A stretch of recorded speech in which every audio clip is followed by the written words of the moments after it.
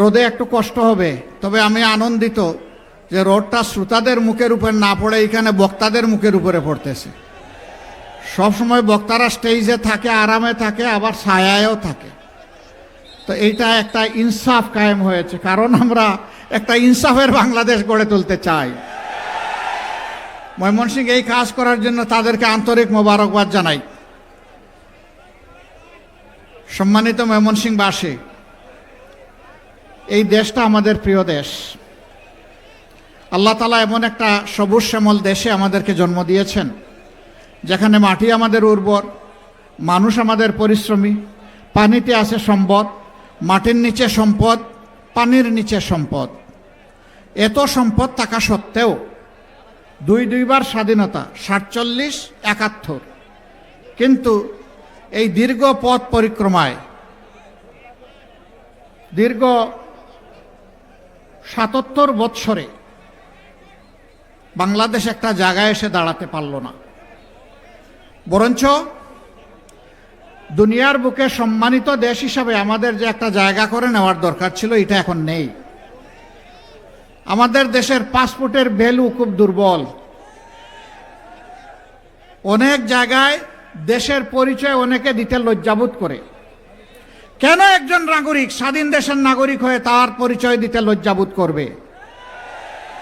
এর জন্য দায়ী আমাদের অসৎ নেতৃত্ব, যারা জনগণকে ধোঁকা দিয়ে তাদের ধারণা অনুযায়ী বোকা বানিয়ে জনগণের কপাল কিসমত খামচে খায়। এরাই বাংলাদেশকে 54 বছরে আগাতে দেয় নাই।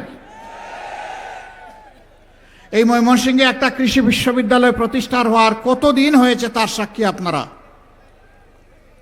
এরকম একটা কৃষি বিশ্ববিদ্যালয় প্রতিষ্ঠা হওয়ার পর কৃষিতে বিপ্লব হয়ে সারা দেশের চেহারা পাল্টে দেওয়ার কথা। আমি জানি এই বিশ্ববিদ্যালয়গুলোতে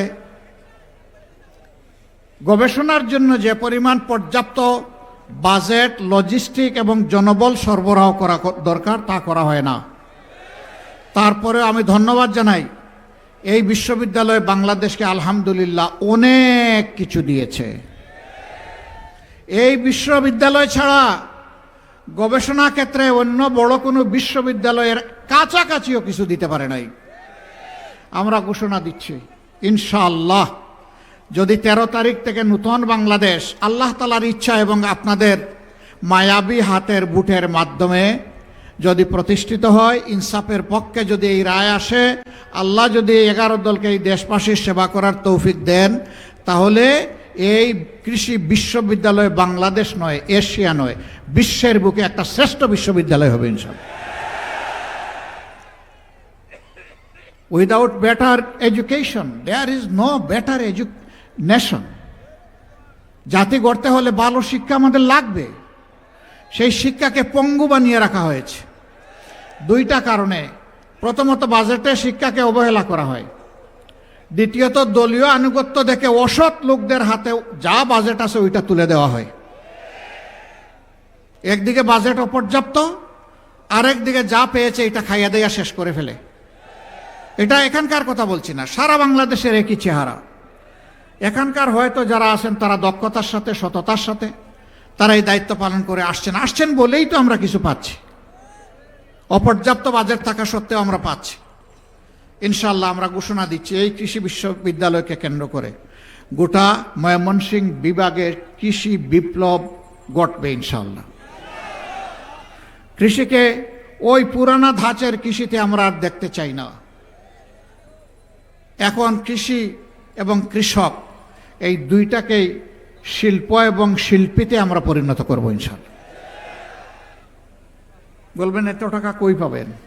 টাকা আছে তো, অনেক টাকা আছে আমাদের। এই যে চুরেরা চুরি করে বাংলাদেশ থেকে 28 লক্ষ কোটি টাকা বিদেশে পাচার করেছে, আল্লাহ যেন তৌফিক দেন ওদের পেটের ভিতরে হাত ঢুকিয়ে সেই টাকা যেন নিয়ে আসতে পারি।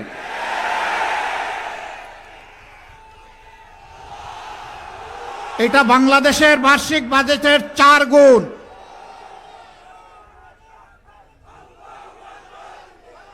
ওই বাজেট আমরা ফিরিয়ে আনার জন্য জান প্রাণ দিয়ে চেষ্টা করব ইনশাআল্লাহ। কোনো মামু খালুকে ছাড় দিয়ে কথা বলবো না। দেশের টাকা চুরি করে বিদেশে গিয়ে রাজার হালতে বসবাস করবেন, আমরা ঘুম হারাম করে দেব। ওদের শুধু সম্পদ নয়, এই চোরদেরকে দেশেও ফিরিয়ে আনা হবে ইনশাআল্লাহ। এনে তাদেরকে বিচারের মুখোমুখি করা হবে। আশ্চর্য, এই জাতি একটা মুরগি চুরি করেছে, একটা ছাগল চুরি করেছে, এরে ধরে পিঠায় মেরেও ফেলে অনেক সময়। এগুলো আমরা সমর্থন করি না। ওই ছোটো চুররে ধরেন কেন? যে পেটের কুদায় আগুন জ্বলে, আগুন নিবাইতে গিয়ে একটু হাত বাড়ায়, ওই বড় চুরদেরকে ধরেন। ওদেরকে ধরলে এই যে মানুষগুলো পেটের ক্ষুধার তাড়নায় অনেক অপরাধ করে ফেলে, তাদের অপরাধ করার দরকার হবে না। তারাও দেশের জন্য কাজ করবে।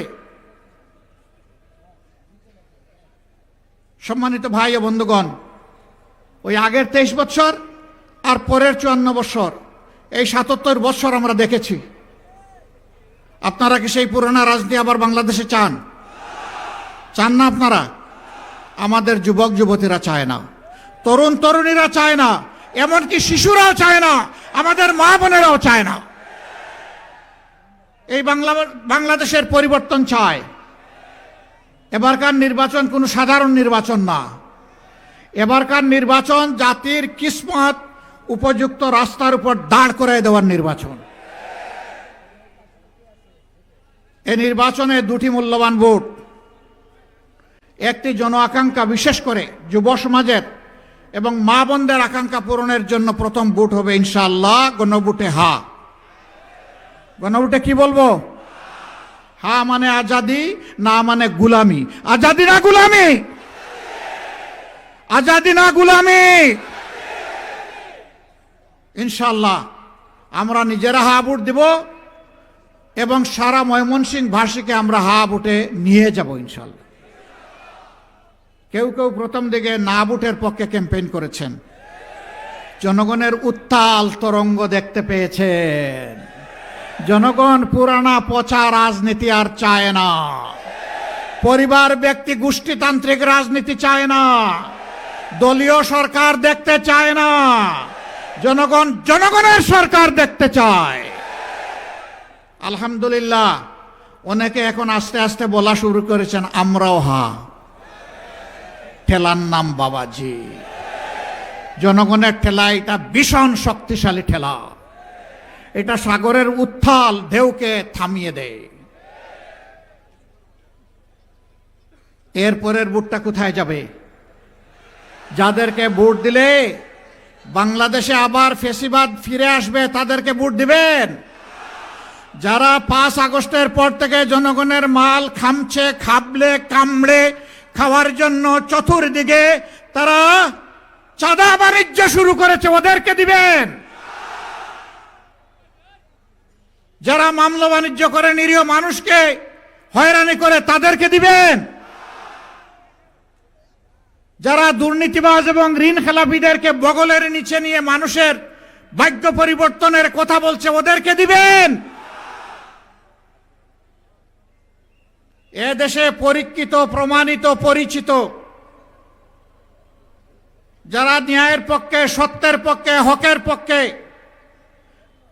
মদিনার আদলে ইনসাফ কায়েমের পক্ষে যারা থাকবেন, এবার বাংলাদেশের জনগণ সিদ্ধান্ত নিয়েছে তারা তাদের পক্ষে থাকবে ইনশাআল্লাহ।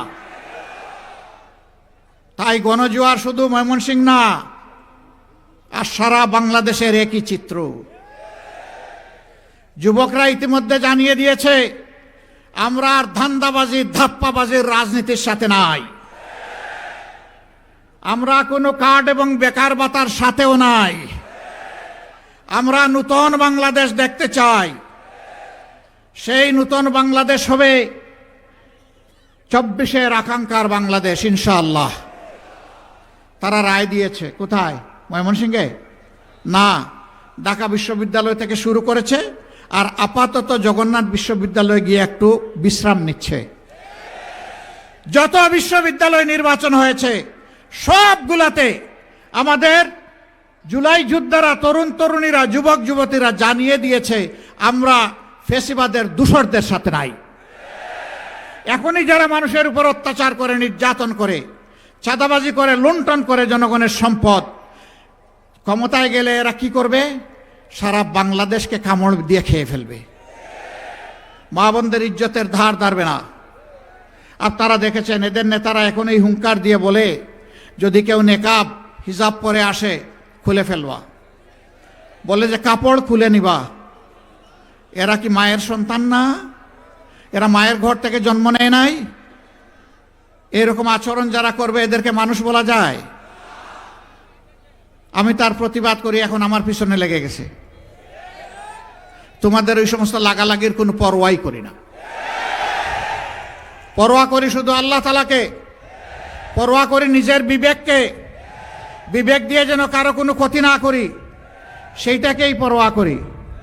তোমাদের ওই সমস্ত জিনিসের জবাব দেওয়ার সময়ও আমার নাই। আমরা জনগণকে নিয়ে কি স্বপ্ন দেখি, বাস্তবেই বা কি করেছি, সামনেই বা কি করব, এইটা বলারই সময় পাই নাই। তোমাদের ওই সমস্ত নোংরা জিনিসে পড়ে থাকার কোনো সময় আমাদের নাই। প্রিয় ভাই বোনেরা, যুবকরা কি 24 সালে আওয়াজ তুলে মিছিল করে কাউকে গিয়ে বলেছে আমাকে দে দে বেকার ভাতা দে? কাউকে বলেছিল? বলেছে আমাকে কাজ দে, আমি কাজ করতে চাই, দেশ করতে চাই। আমরা যুবকদের হাতে অপমানজনক বেকার ভাতা দিব না ইনশাআল্লাহ। প্রত্যেকটা তরুণ তরুণী, যুবক যুবতীর হাতকে আমরা মজবুত দক্ষ কারিগরের হাতে পরিণত করব ইনশাআল্লাহ। এরপরে বলবো নেও, তোমার উপযুক্ত কাজটা তুমি নাও, যাও, এগিয়ে যাও, দাও, নিজেকে উজাড় করে দেশকে দাও।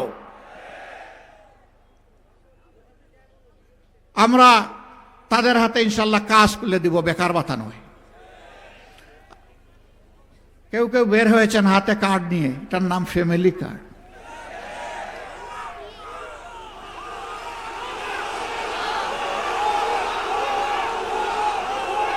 আমাদের সরল মনা কৃষকদেরকে ধোঁকা দিয়ে আরেকটা কার্ডের কথা বলছেন, ফার্মার্স কার্ড।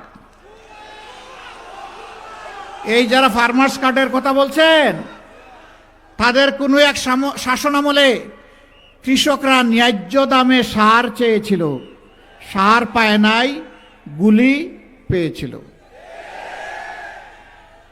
জনগণ সবাইকে চিনে। আমাদের এই পুড় খাওয়া জনগণকে কেউ যেন বেওকুফ এবং বোকা না ভাবেন। যথেষ্ট সচেতন, সবার বোঝ সবার বুঝে। আজকে মা বোনেরাও সিদ্ধান্ত নিয়েছেন, তারা ইনসাফের পক্ষে অবস্থান নিয়েছেন। আমরা কৃতজ্ঞ, আমরা ঋণী। শুধু পর্দানসীন মারা না, যত মা বাংলাদেশে আছে তাদের একই আওয়াজ। আমরা মনে করি 11 দল, বিশেষ করে জামাতে ইসলামী যদি দেশ চালনায় আসে তাহলে আমরা নিরাপদ থাকব। এখন এক দলের ভাই মাঘ মাসেই মাথা গরম হয়ে গেছে। এই বন্ধুদের চৈত্র মাস আসলে কি যে হবে আল্লাহই ভালো জানে। আমরা অনুরোধ করি, মাথা গরম করবেন না, আমার মায়ের ইজ্জতে হাত দেবেন না। ভুলে গেছেন জুলাইয়ের 15 তারিখ ঢাকা বিশ্ববিদ্যালয়ে আমাদের কলিজার টুকরা মেয়েদের গায়ে গুন্ডারা হাত দিয়েছিল। সারা বাংলাদেশে সে রাতে আগুন জ্বলে উঠেছিল। এই মায়ের সন্তানেরা ঘুমিয়ে যায়নি, জেগে আছে। সাবধান, সাবধান।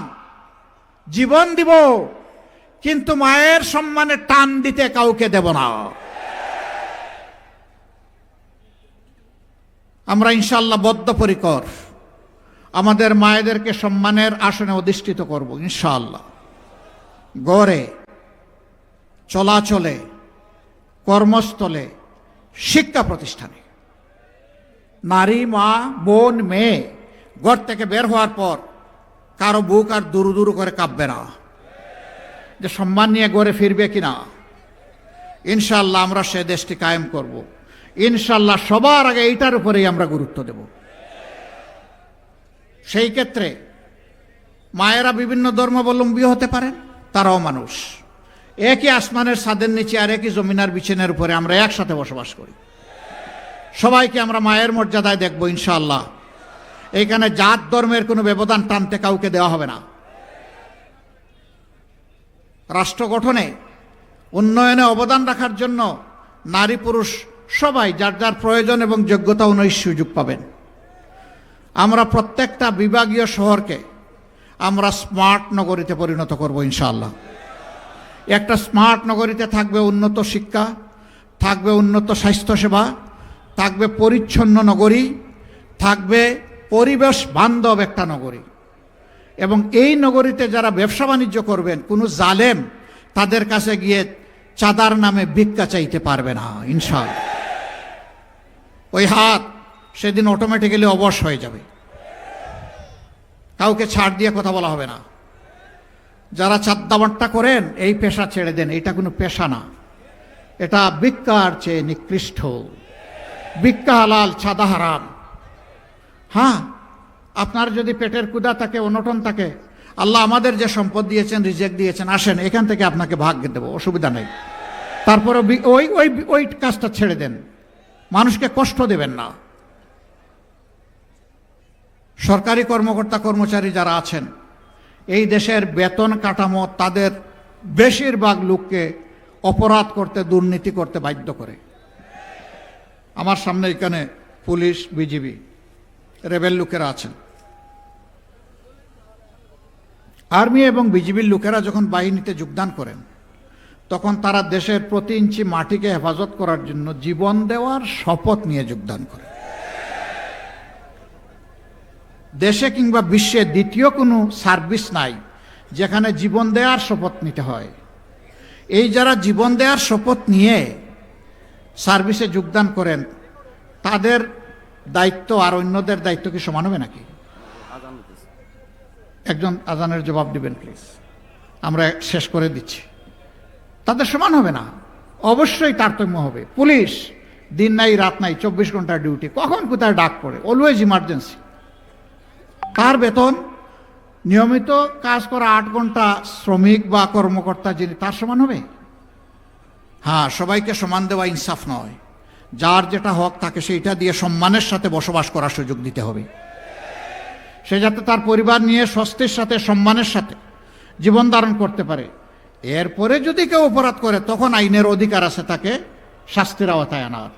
কিন্তু তার জীবনকে সম্মান না করে আপনি তাকে শাস্তির আওতায় আনবেন, আপনার কোনো অধিকার নাই রাষ্ট্রের। আমরা এইভাবে যে পেশায় আছেন তাদেরকে সেইভাবে সমন্বয় করবো ইনশাআল্লাহ।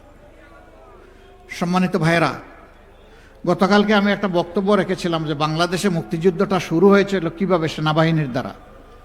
আমি বললাম কি, পত্রিকা লেখলো কি, আশ্চর্য ব্যাপার। তাই আমি বুঝতে পারছি আমাদেরকে নিয়ে তারা খুব মজা পায়। আসলে আমি বলি একটা, তারা ইচ্ছা করে লেখে আরেকটা। প্রতিবাদ দেয়া হয়েছে, এই ছোট্ট করে ছাপবে, ততক্ষণে চরিত্র হননের কাজটা শেষ হয়ে যাবে। আমরা অবাক, কেন? মিডিয়া তো জাতির দর্পণ, তবে এটাও ঠিক, সব মিডিয়া এটা করে না। এই 2-1 জন সমাজটাকে অস্থির করার জন্য, অশান্তিতে ফেলার জন্য 2-1 জনই যথেষ্ট। তাদের সকলের প্রতি আমার বিনয়ী অনুরোধ, যা বলবো আপনার পছন্দ হয় ওইটাই প্রকাশ করবেন, প্রচার করবেন। যা বলবো না, আপনার মনের মাধুরী আর কল্পনা, স্বপ্ন মিশিয়ে আমার কথা আপনি প্রচার করবেন না।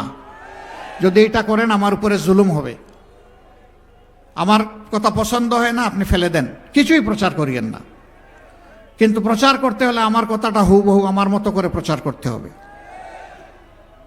সম্মানিত ময়মনসিংহবাসী, অনেকগুলা সঙ্গত দাবি এখানকার আছে। আপনাদের কাছে আমরা ময়মনসিংহের টোটাল এখানে কি 11টা আসন নাকি? হ্যাঁ, 11টা, টোটাল 11টা আসন এখানে আছে। আপনারা প্রথম ভোটটা তো ইনশাল্লাহ হাতে দিচ্ছেন, দ্বিতীয় ভোটটা কিসে দিবেন? না শুধু পাল্লায় দিলে ইনসাফ হবে নাকি? আমরা তো ইনসাফ কায়েম করব। মানে 11 দলের পক্ষ থেকে যাকে যেখানে দেয়া হয়েছে তাকেই দিতে হবে ইনশাল্লাহ।